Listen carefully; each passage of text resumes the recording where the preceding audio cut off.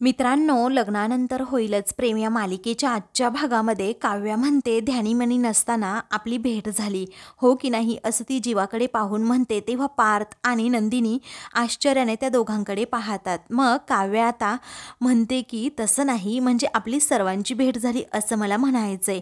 तेवढ्यातच रम्या तेथे येते आणि लगेच त्या दोघांच्या मध्ये उभी राहते. तेव्हा मनासारखं दर्शन झालं ना, असं आता नंदिनी विचारते.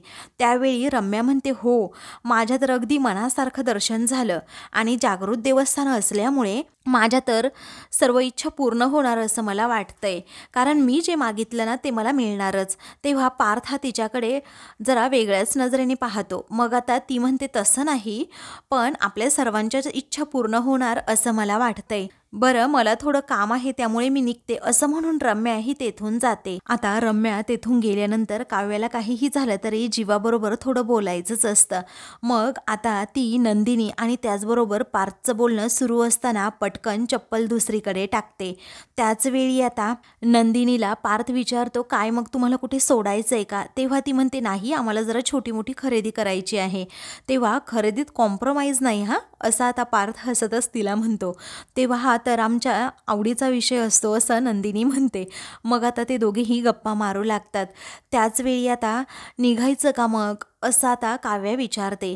तेव्हा आता ती एकच चप्पल घालून ठेवते आणि म्हणते, ताई, अगं माझी दुसरी चप्पलच नाही आहे, मी काय करते, मी आता ती दुसरी चप्पल शोधते, तोपर्यंत तुम्ही पुढे जा बरं. मग नंदिनी म्हणते, अशी कशी हरवली? त्याच वेळी आता काव्या म्हणते, अगं तुम्ही पुढे जा ना, मी येते चप्पल घेऊन, मग मी तुम्हाला हेल्प करू का, असं जीवा आता विचारतो. तेव्हा वेळी नंदिनी आणि पार्थ हे दोघेही गप्पा मारत मारत पुढे जातात. तर जीवा आणि त्याचबरोबर काव्य हे दोघेही तेथेच थांबतात. चप्पल तेथेच असते. तेव्हा जीवा पटकन तिला तिची चप्पल देतो. मग काव्या बाजूला येते आणि त्याला म्हणते, तुला अक्कल आहे की नाही रे, चप्पल मीच फेकली होती तिकडे, कारण मला तुझ्याबरोबर बोलायचं होतं. तुला काय गरज होती तुझ्या दादाला जॅकेट द्यायची, एवढं प्रेमाने मी ते जॅकेट तुला दिलं होतं. त्याचवेळी तो म्हणतो, अगं ऐकून घे ना. ती म्हणते, नाही ऐकून घेणार. अरे, मला किती कन्फ्युजन झालं होतं. तुझा दादा जेव्हा तिथे फुले घ्यायला आला होता ना, तेव्हा मला वाटलं होतं की तूच आहे.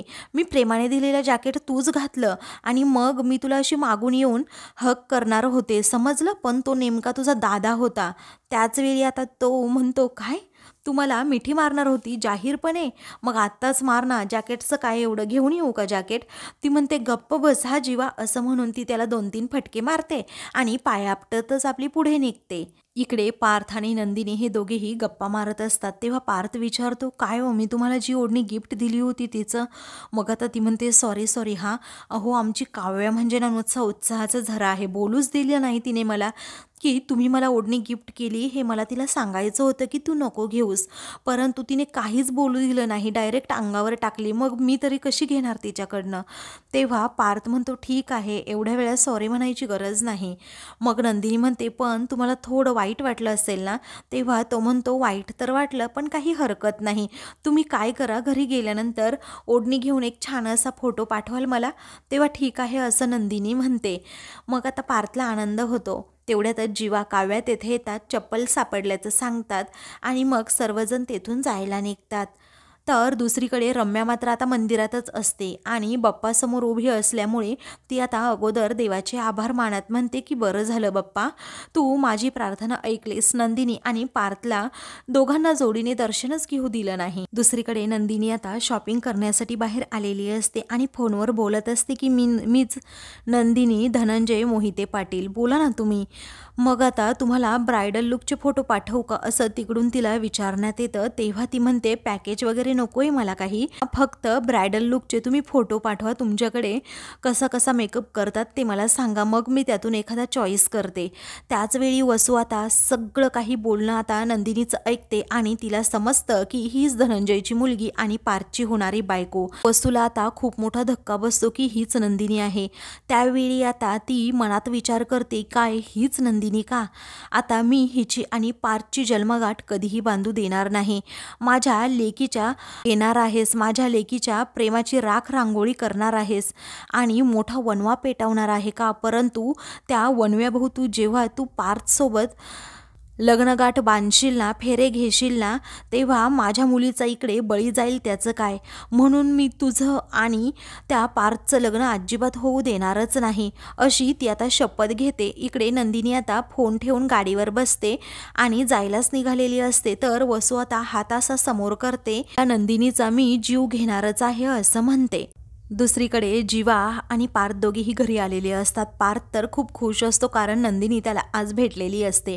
मग जीवा त्याची गंमत करतो आणि म्हणतो की मिळालं की नाही, म्हणजे जे नाही मागितलं ते सुद्धा मिळालं की नाही, म्हणजे आज नंदिनी तुला तिथे भेटली तेव्हा नंदिनी म्हणतोस का तू तिला, असं आता पार्थ विचारतो.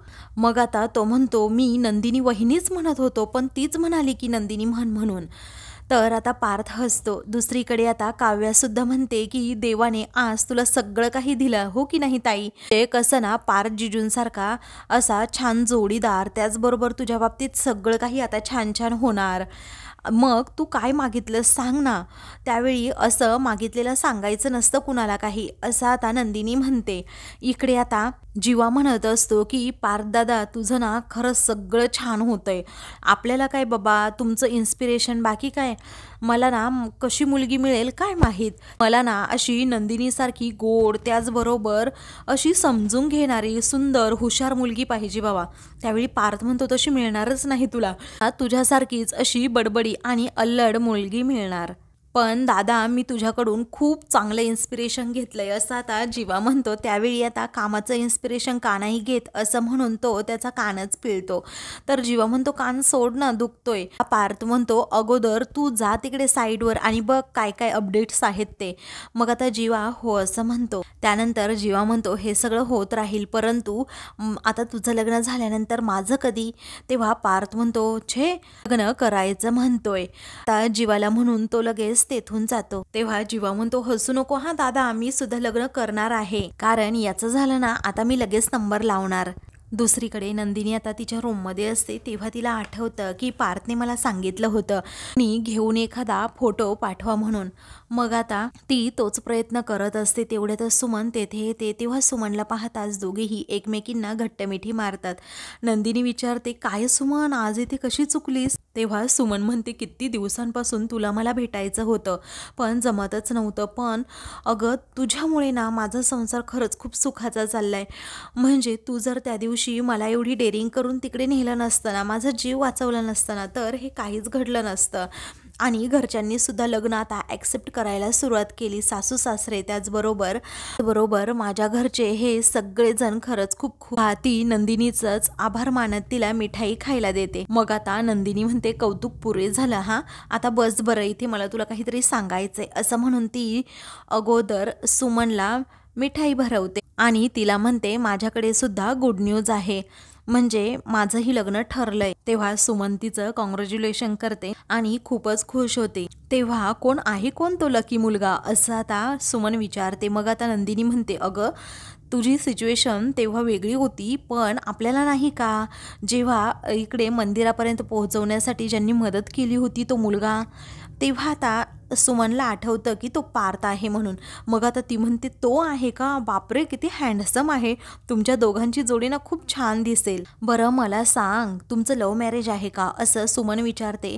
तेव्हा नंदिनी म्हणते नाही ग अजिबात नाही, लव्ह मॅरेज कसलं, अरेंज मॅरेजच आहे. त्याचवेळी लगेच प्रेमात पण पडलात का तुम्ही एका भेटीनंतर, असं सुमन विचारते. मग नंदिनी म्हणते नाही ग अजून प्रेम वगैरे काही नाही, पण योगायोगाने ना ते आमचे फॅमिली फ्रेंड्स आहेत, म्हणजेच त्याचे बाबा माझ्या बाबांचे ना जुने मित्र आहेत.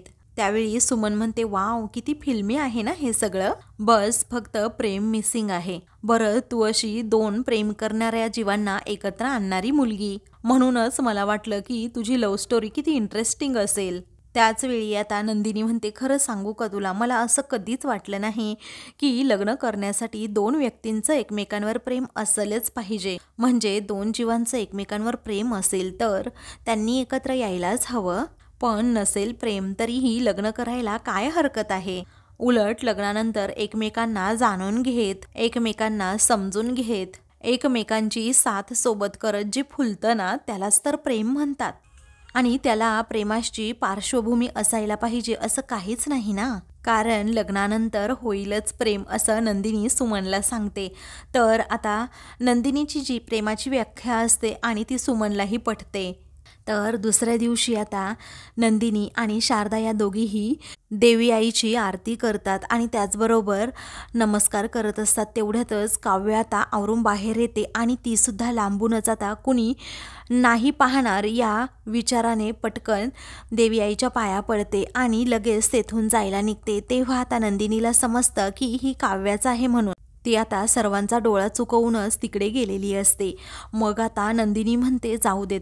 तर दुसरीकडे जीवाने आता वेगळाच पेहराव केलेला असतो आणि एक अशी टॅक्सीसारखी गाडी घेऊन आलेला असतो. मग आता काव्या त्याला ओळखत सुद्धा नाही, ती आपली तशीच पुढे निघून जाते. तर पुन्हा एकदा ती मागे वळून पाहते तर तो जीवा असतो, कारण त्याने हॅट वगैरे घातलेली असते, गॉगल वगैरे घातलेला असतो. मग काव्या त्याच्याकडे पाहतच राहते आणि त्याच्यावर खूप हसत असते. ती म्हणते जीवा हे काय आहे अरे. तेव्हा तो म्हणतो हसतेस का इडियट, अगं कौतुक कर माझं कौतुक, कारण मी जन्मजय देशमुख आहे. आपल्यानं जरा असं कसं वेगळं असतं असं तो त्याच्या स्टाईलमध्येच म्हणतो. त्याचवेळी आता काव्या ही तेथून जाते. मग आता तो तिच्या पाठीमागे धावतो आणि विचारतो ए कुठे चाललीस, कुठे तू. मग आता ती म्हणते तुझा ना कौतुक सोहळा संपतच नव्हता, मग मी तरी काय करू. त्याचवेळी तू माझं कौतुक करायचं सोडून पळत सुटलीस इकडे, मग काय करू असं आता जीवा म्हणतो. तेव्हा ती विचारते म्हणजे तुला असं म्हणायचं आहे का मला कौतुक नाही आहे म्हणून. अरे जीवा तुला माहीत असेल ना 100 सबबी देऊन मी कशी बाहेर पडते तुला भेटण्यासाठी, आणि आज तर अशी रेडी होऊन बाहेर निघाली म्हटल्यानंतर मला किती प्रश्न विचारले असते. तेव्हा तो तिच्या गालाला हात लावणार असतो आणि म्हणतो अगं माझी चिमणी, आणि आज तर खूप छान दिसतीये तू असं म्हणून तो तिला मिठी मारणार असतो. तेव्हा ती म्हणते दूर दूर व्हायचं एकदम, अजिबात बहाणे शोधायचे नाहीत. तेव्हा तो आता म्हणतो आपल्या भेटीची आज फर्स्ट ॲनिव्हर्सरी आहे, सो सेलिब्रेट करायची ना. ती विचारते ही कुठली गाडी आणली रे. मग आता तो म्हणतो बस तर तुला सांगतो आता.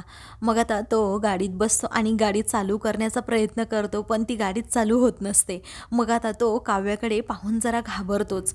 तेव्हा आता काव्या ही त्याच्यावर हसते आणि म्हणते कोणती डब्बा गाडी घेऊन आलाय काय माहीत आणि मला सरप्राईज देणार आहे म्हणतोय.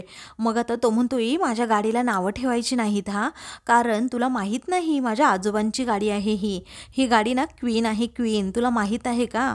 माझ्या आजोबांनी याच गाडीतून माझ्या आजीला फिरवलं आणि प्रपोजही याच गाडीत केलं. मग आता ती म्हणते मी उतरून जाऊ का या गाडीतून खाली. अरे गाडी चालू होत नाही आहे आणि तुझ्या आजोबांच्या काळात अरेंज मॅरेज होतं, असं लव्ह मॅरेज नव्हतं प्रपोज करायला. मग आता तो म्हणतो क्वीन या आगाऊ मुलीला काहीतरी सांग आणि चालू हो आता. तो आता लाडानेच म्हणतो क्वीन प्लीज पटकन चालू हो ना गं. मग आता ती गाडी लगेच चालू होते. तेव्हा आता काव्या खूपच खुश होते आणि म्हणते झाले रे चालू. तो म्हणतो हो क्वीन माझं सगळं काही ऐकते. दुसरीकडे मंजूचा नवरा हा रूममध्ये असतो. सर्व फटाके त्याने असे बाजूला काढून ठेवलेले असतात.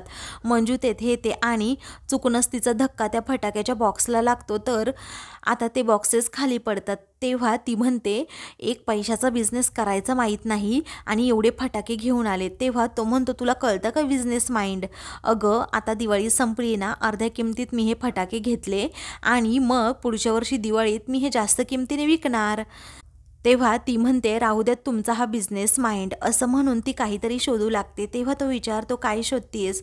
तेव्हा इस्त्रीवाल्याने सुट्टे पैसे दिले होते ते मी शोधतीये असं मंजू म्हणते आणि तिला ते एक लेटर सापडतं ज्यामध्ये रम्याने पार्थला प्रपोज केलेलं असतं आणि पार्थने त्यावर आय लव्ह यू टू असं लिहिलेलं असतं. तेव्हा ते पत्र पाहून ती खूपच खुश होते आणि लगेच तिच्या नवऱ्याला सुद्धा दाखवते. तेव्हा ही तर किल्ली मिळाली मला किल्ली, कारण रम्या आणि पार्थचं लग्न लावून देण्याची ही किल्ली, त्याचबरोबर श्रेया आणि युगचं लग्न लावून देण्याचा राजमार्ग माझा मोकळा झाला असं मंजू म्हणते.